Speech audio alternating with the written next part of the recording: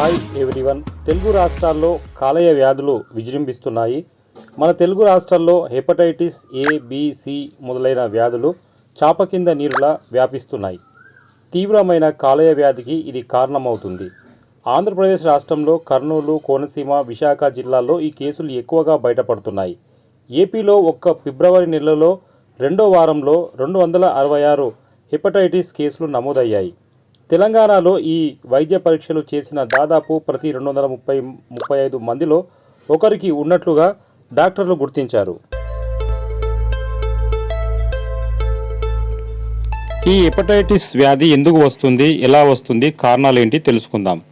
రక్త మార్పిడి, జీవిత భాగస్వామితో కాకుండా ఇతరులతో అధికంగా లైంగిక సంపర్కం, సిరంజిల వినియోగంలో సురక్షిత విధానాలు అవలంబించకపోవడం ఈ వైరస్ల వ్యాప్తికి దోహదపడుతున్నాయి.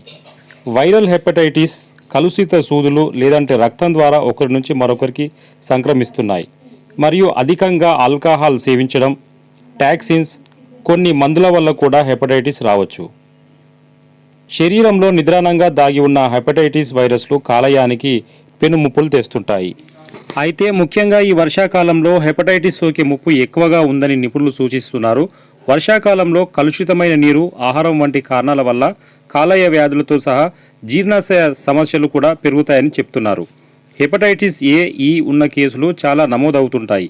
కాలేయ సమస్యలను రాకుండా పలు జాగ్రత్తలు తీసుకోవాలని డాక్టర్లు సూచిస్తున్నారు. ముఖ్యంగా అపరిశుభ్రమైన పచ్చి ఆహారం, కూరగాయలను తినకుండా ఉండాలి. అలాగే వీధి ఆహారాన్ని తీసుకోరాదు. అది కలుషిత నీటితో తయారు చేసే ప్రమాదం ఉన్నందువల్ల మన ఆరోగ్యానికి ముప్పు చేసే ప్రమాదం అధికంగా ఉంది.